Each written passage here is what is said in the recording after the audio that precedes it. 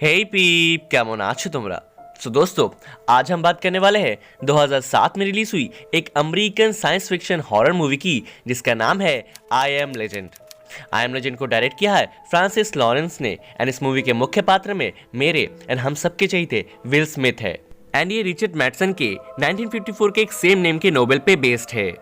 I am legend 150 million dollars के budget पे बनी थी एंड इसने बॉक्स ऑफिस में ह्यूज 585 मिलियन डॉलर्स का बिजनेस किया और तो और ऑडियंस एंड क्रिटिक्स द्वारा भी इसे बहुत पसंद किया गया था।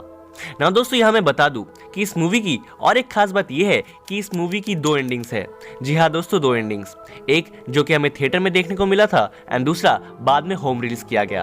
बट आप लोगों को कंफ्यूज होने की कोई जरूरत नहीं, क्योंकि आज आगे इन दिस वीडियो मैं आप लोगों को आई एम लेजेंड मूवी की स्टोरी प्लस दोनों एंडिंग्स को कंप्लीटली नैरेट करने की कोशिश करूंगा। सो फॉर नाउ वक्त को और जाया ना करते हुए without any further due let's begin.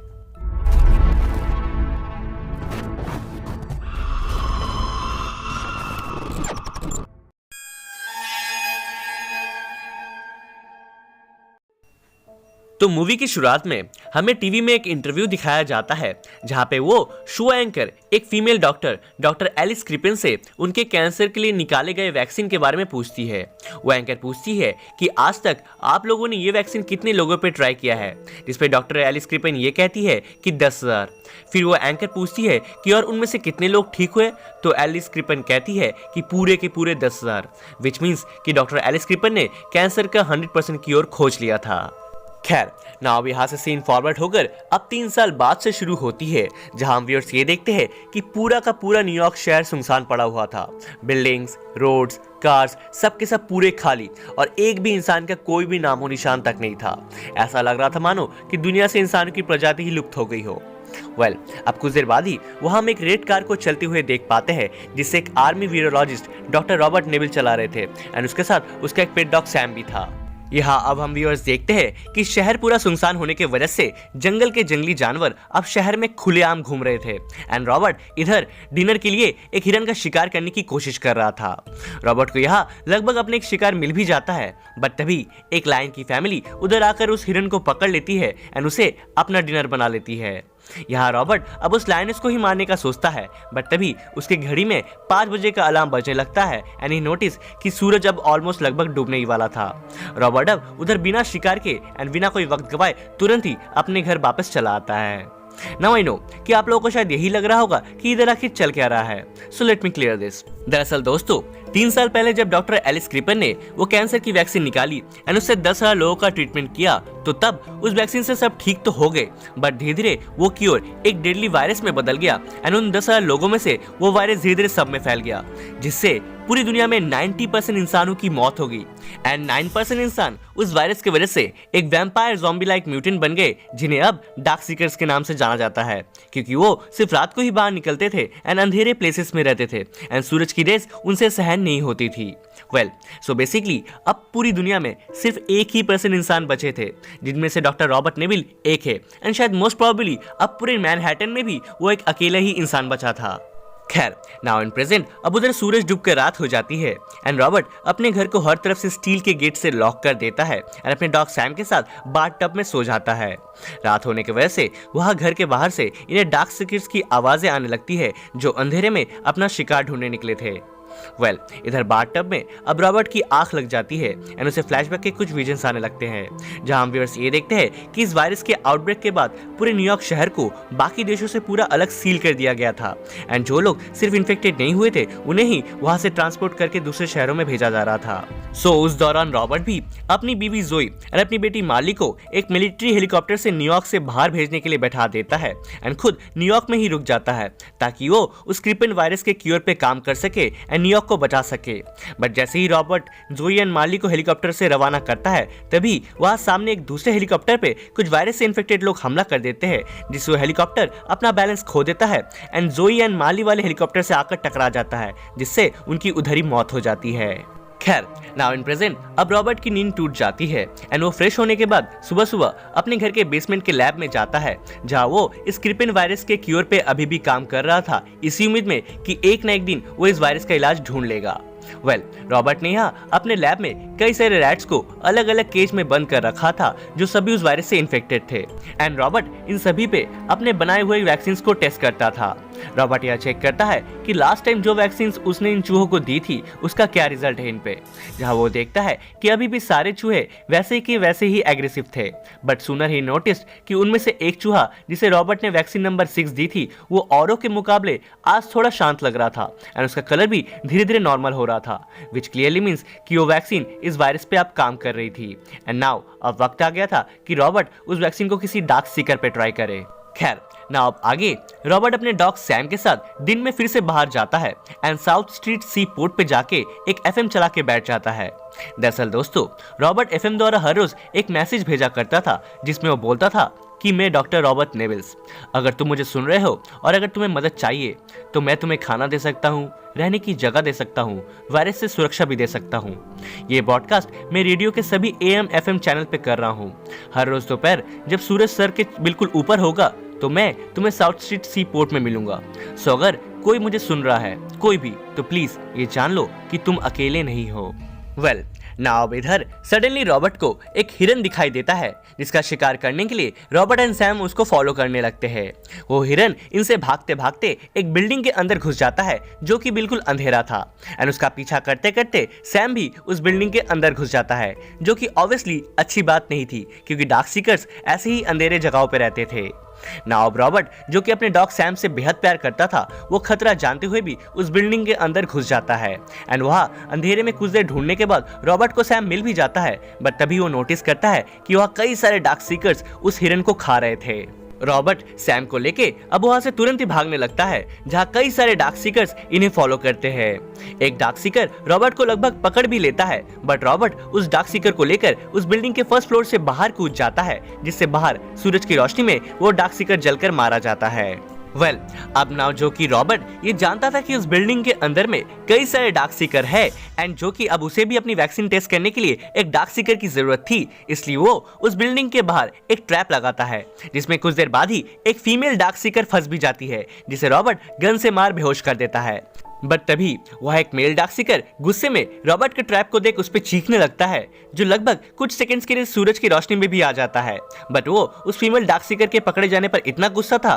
कि वो सूरज की रोशनी भी झेल लेता है। एंड यहाँ हम व्यूअर्स ये क्लियरली समझ पाते हैं कि उस मेल डार्क सीकर के लिए वो फीमेल डार्क सीकर बहुत इंपॉर्टेंट थी, विच clearly means they still do have feelings. खैर नाउ अब रॉबर्ट उस फीमेल डार्क सीकर को लेकर अपने लैब में आ जाता है एंड उसे एक बेड पे बांध देता है। रॉबर्ट यहाँ देखता है कि उस फीमेल डार्क सीकर की उम्र महज 17-18 साल की होगी एंड उसके बॉडी में एक बटरफ्लाई का टैटू भी बना हुआ था। यहाँ रॉबर्ट अब उस डार्क सीकर पे वही वैक्सीन यूज करता है जो उसने अपने एक इन्फेक्टेड चूहे पे की थी जिससे वो ठीक हो गया था। बट यहाँ रॉबर्ट देखता है कि उस डार्क सीकर को वैक्सीन देने के बाद उसकी हार्ट रेट धीरे धीरे बेहद ज्यादा गिरने लगती है जिससे वो लगभग मरने के कगार पे आ जाती है। एंड ये विजुअल्स देख रॉबर्ट का दिल फिर से टूट जाता है कि उसकी वैक्सीन फिर से फेल हो गई, जिससे रॉबर्ट दोबारा से उस डार्क सीकर पे वो वायरस इंजेक्ट कर देता है जिससे वो बच जाती है।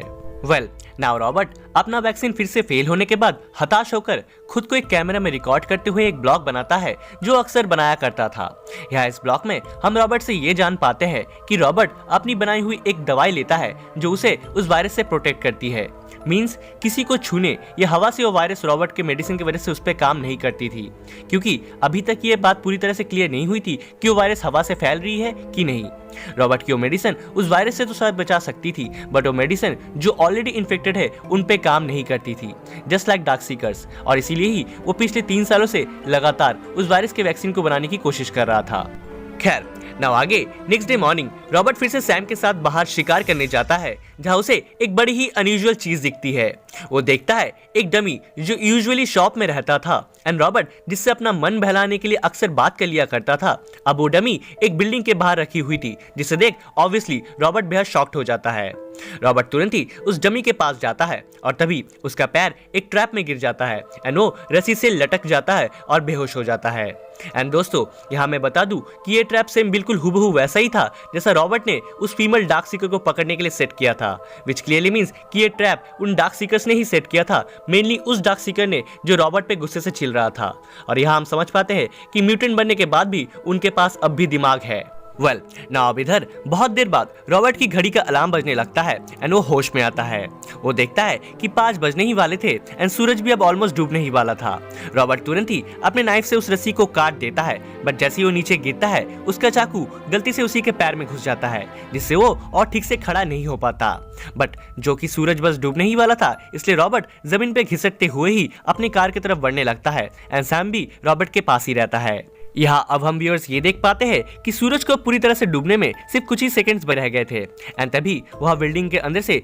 वही डार्क सीकर जो रॉबर्ट पे चिड़ा हुआ था, वो उसी की तरह 2 इन्फेक्टेड डॉग्स लेकर बाहर आता है एंड जैसे ही सूरज डूब जाता है, ये दोनों इन्फेक्टेड कुत्ते रॉबर्ट एंड सैम पे हमला करने के लिए आगे बढ़ते हैं, जहाँ पे रॉबर्ट एट एनी हाउ उसी हालत में उन डॉग्स को शूट कर देता है। बट ही नोटिस कि उन दोनों डॉग्स ने ऑलरेडी सैम को काट लिया था। रॉबर्ट तुरंत ही सैम को लेके अपने लैब में वापस आता है एंड उसे अपनी वही रैट वाली वैक्सीन देता है, बट वो वैक्सीन सैम पे भी काम नहीं करती और वो देखते ही देखते एक एनिमल डार्क सीकर बन जाता है एंड यहाँ रॉबर्ट रोते हुए ना चाहते हुए भी सैम का गला घोट उसे मार डालता है। नाउ सैम के मरने के बाद अब रॉबर्ट का इस दुनिया में और कोई नहीं था and he is all alone now. So इसलिए वो गुस्से में रात को ही अपनी कार लेकर बाहर निकल जाता है एंड कई सारे डार्क सीकर्स को गुस्से से गाड़ी से कुचलकर मार डालता है। बट डार्क सीकर्स की आबादी इतनी ज्यादा हो जाती है कि रॉबर्ट की कार का एक्सीडेंट हो जाता है एंड वो बेहद ज्यादा घायल हो जाता है। अब वह रॉबर्ट के पास वही अल्फा मेल डार्क सीकर उस पर हमला करने आता है, बट तभी सरप्राइजिंगली वह एक जिंदा नॉर्मल लड़की आकर एक तेज रोशनी छोड़ती है, जिससे सारे डार्क सीकर्स वहां से डर के भाग जाते हैं एंड वो लड़की घायल रॉबर्ट से उसका एड्रेस पूछते हुए उसे घर ले जाने लगती है। बट यहाँ रॉबर्ट जो कि लगभग सेंसलेस हो चुका था, वो उस लड़की को गाड़ी घुमाते रहने को बोलता है एंड वो बोलता है कि सुबह से पहले घर मत घुसना वरना ये डार्क सीकर्स मेरे घर का पता जान जाएंगे एंड ये बोलते हुए वो उधर बेहोश हो जाता है। खैर अब दूसरे दिन सुबह रॉबर्ट की आंख उसके घर में खुलती है एंड वो अपने घर में एक लड़की आना एंड एक छोटे लड़के ईथन को देख पाता है एंड आना ने ही पिछले रात रॉबर्ट की जान बचाई थी। यहाँ आना बताती है कि हमने रेडियो में आपका ब्रॉडकास्ट सुना था एंड कल पूरा दिन हम साउथ स्ट्रीट सी पोर्ट पे आपका इंतजार करते रहे पर आप नहीं आए एंड देन रात को फिर आप उन डार्क सीकर्स के बीच में घिरे हुए मिले। वेल ना अब ये तीनों एक साथ ब्रेकफास्ट करने बैठते हैं एंड वहाँ आना बोलती है कि उसने सुना है पहाड़ों में एक वॉर्मॉन्ट करके एक बस्ती है जहाँ वायरस नहीं है एंड वहाँ अब भी कई सारे लोग जिंदा है क्योंकि वहाँ ठंड है एंड ये वायरस ठंड में सर्वाइव नहीं कर पाती। आना अपने साथ रॉबर्ट को भी वहाँ चलने बोलती है, बट रॉबर्ट को यहाँ पे ये बिलीव ही नहीं होता कि अब भी कोई जिंदा इंसान बचा होगा। वेल नाउ अब आगे रॉबर्ट अगन फिर से लैब में जाकर अपने वैक्सीन में थोड़े चेंजेस करके उस फीमेल डार्क सीकर पे ट्राई करता है कि तभी वहाँ आना भी आ जाती है एंड वो पूछती है कि क्या यह वैक्सीन काम करेगा, तो रॉबर्ट बोलता है कि पता नहीं, बट उसने अब उस डार्क सीकर को ढेर सारे बर्फ के ऊपर लेटा दिया है जिससे उसके शरीर का तापमान कम हो जाएगा एंड मे बी तब उस वैक्सीन का असर उस पर होने लगे। वेल नाउ आगे वहाँ अब रात हो जाती है एंड रॉबर्ट एज यूजुअल पूरे घर को हर जगह से स्टील के गेट से लॉक कर देता है, बट तभी उसे घर के बाहर से कई सारे डार्क सीकर्स की चीखने की आवाजें आने लगती है एंड वो आना से पूछता है कि तुम कल मुझे घर कितने बजे लेके आई थी, तो आना बोलती है कि सुबह होने से थोड़ी देर पहले एंड ये सुन रॉबर्ट समझ जाता है कि उन डार्क सीकर्स को अब रॉबर्ट का हाइड आउट पता चल गया था। रॉबर्ट यहाँ तुरंत ही अब अपने घर के बाहर लगे बॉम्ब्स को ब्लास्ट कर देता है जिससे कई सारे डार्क सीकर्स मारे जाते हैं, बट फिर भी उनकी आबादी इतनी थी कि वो रॉबर्ट के घर के अंदर एट एनी हाउ घुस जाते हैं। यहाँ रॉबर्ट कई सारे डार्क सीकर्स से लड़ते हुए आना एंड ईथन को लेकर अपने लैब में चला जाता है एंड यहाँ सरप्राइजिंगली वो लोग देखते हैं कि फाइनली रॉबर्ट की वैक्सीन काम कर गई थी एंड वो फीमेल डार्क सीकर अब धीरे धीरे नॉर्मल हो रही थी। यहाँ फाइनली वैक्सीन मिल जाने की खुशी में ये लोग बेहद खुश होते हैं, बट तभी वहाँ लैब में वो अल्फा मेल डार्क सीकर अपनी डार्क सीकर्स की फौज लेकर उधर आ जाता है। रॉबर्ट तुरंत ही उस लैब की कांच की डोर बंद कर देता है जो कि बुलेट प्रूफ थी, बट वो अल्फा मेल डार्क सीकर खुन्नस में उस कांच की डोर को जोर जोर से टक्कर मारने लगता है जिससे वो डोर धीरे धीरे क्रैक होने लगती है एंड उस क्रैक से वह डोर पे एक बटरफ्लाई बन जाता है and if you guys remember तो आपको याद होगा कि उस फीमेल डार्क सीकर के बॉडी पे भी एक बटरफ्लाई का टैटू बना हुआ था एंड आना के गले में भी एक बटरफ्लाई का टैटू रॉबर्ट ने नोटिस किया था। और तो और आखिरी बार रॉबर्ट की बेटी मार्ली ने भी बटरफ्लाई का ही जिक्र किया था मरने से पहले। यहाँ रॉबर्ट समझ पाता है कि ये किसी तरीके का कोई मैसेज एंड इशारा है जो उसे कुछ बताने की कोशिश कर रहा है। नाउ रॉबर्ट यहाँ तुरंत ही उस फीमेल डार्क सीकर जिसके बॉडी पे रॉबर्ट का वैक्सीन काम कर गया था उसका थोड़ा सा ब्लड सैंपल ले लेता है एंड एना एंड ईथन को वो सैंपल देकर नीचे एक छोटे से लोहे के चेंबर में बैठा देता है एंड बोलता है कि ये लो इस वायरस का इलाज, जब तुम वेरमोंट गांव पहुंचो तो ये उन्हें दे देना एंड प्लीज इस बार सुबह तक इस चेंबर से बाहर मत निकलना। यहाँ अना रोते हुए रॉबर्ट को भी उनके साथ चलने को बोलती है, बट रॉबर्ट वहाँ उन्हें अंदर चेंबर में बैठाकर गेट लॉक कर देता है एंड इधर उस वैक्सीन को सही सलामत बचाने के लिए वो एक ग्रेनेड से उस पूरे लैब को उड़ा देता है, जहाँ रॉबर्ट एंड उन सारे डार्क सीकर्स की ब्लास्ट में मौत हो जाती है। Well now in the end Robert के सेक्रीफाइस करने के बाद सुबह होने पर अब आना एंड ईथन उस चेंबर से वो वैक्सीन लेकर बाहर निकलते हैं एंड तुरंत ही वेरमॉन्ट की तरफ चल पड़ते हैं। बहुत देर सफर करने के बाद वो वेरमॉन्ट पहुंचते हैं एंड वो देखते हैं कि सच में उस जगह पे अब भी कई सारे लोग जिंदा बचे हुए थे एंड एना अंदर जाकर उस वैक्सीन को उन्हें सौंप देती है और मूवी यहीं पे एंड हो जाती है। सो दोस्तों ये तो थी इस मूवी की मेन एंडिंग जो हमें थिएटर्स में दिखाई गई थी। चलिए अब आते हैं इसके ऑल्टरनेटिव या सेकेंड एंडिंग पे। सो क्लाइमेक्स में जैसे ही रात को रॉबर्ट के घर पे सारे डार्क सीकर्स हमला कर देते हैं तो रॉबर्ट एना एंड ईथन को लेके लैब में पहुंचता है एंड वहां जाकर वो देखता है कि उसकी वैक्सीन फाइनली उस डार्क सीकर पे काम कर रही थी एंड वो धीरे धीरे नॉर्मल हो रही थी। बट तभी वो अल्फा मेल डार्क सीकर जो बाकी सारे डार्क सीकर्स का लीडर था वो उधर सारे डार्क सीकर्स को लेके आ जाता है एंड लैब के कांच के डोर पे जोर जोर से टक्कर मारने लगता है, जिससे उस डोर पे क्रैक पड़ने लगती है। यहाँ रॉबर्ट नोटिस करता है कि उस डोर पे क्रैक से एक बटरफ्लाई का डिजाइन बन गया था, जैसा सेम उस फीमेल डार्क सीकर के बॉडी पे भी बना हुआ था। यहाँ रॉबर्ट समझ जाता है कि उस डार्क सीकर को वो फीमेल डार्क सीकर चाहिए, इसलिए रॉबर्ट अब आना को वो डोर खोलने को बोलता है एंड खुद उस फीमेल डार्क सीकर को उनके सामने बाहर ले जाता है, जहाँ रॉबर्ट उस फीमेल डार्क सीकर को फिर से वो वायरस इंजेक्ट कर पहले जैसे बना देता है एंड वो होश में आ जाती है, जिसे देख वो अल्फा मेल डार्क सीकर बेहद खुश होता है एंड जो कि रॉबर्ट ने उसे उसकी फैमिली सही सलामत लौटा दी थी, इसलिए वो डार्क सीकर बाकी सारे डार्क सीकर्स को ऑर्डर देकर वहां से बाहर लेकर चला जाता है। एंड इन द एंड दूसरे दिन सुबह वो वैक्सीन लिए रॉबर्ट, ईथन एंड एना वेरमॉन्ट के लिए निकल पड़ते हैं एंड इसी हैप्पी नोट पे इस मूवी की सेकेंड एंडिंग खत्म हो जाती है। सो दैट्स इट फ्रेंड्स, आज के लिए बस इतना ही ना। अगर आपको ये एक्सप्लेनेशन जरा सी पसंद आई हो तो प्लीज इसे लाइक और नीचे एक कमेंट जरूर कर देना एंड अगर इस चैनल पे नए हो और मेरी आवाज पहली बार सुन रहे हो तो then please do subscribe and hit that bell icon, ताकि ऐसे ही इंटरेस्टिंग मूवीज की एक्सप्लेनेशन आप कभी भी मिस ना करें। So don't forget to subscribe, वरना यू नो ना माता रानी पाप लगाएगी। और लग गया तो हो सके तो मुझे इंस्टाग्राम पे भी फॉलो कर लेना, वो भी फ्री का ही है। खैर ना तब तक के लिए मिलता हूं मैं आपसे नेक्स्ट वीडियो में। Till then help others, spread love and piece.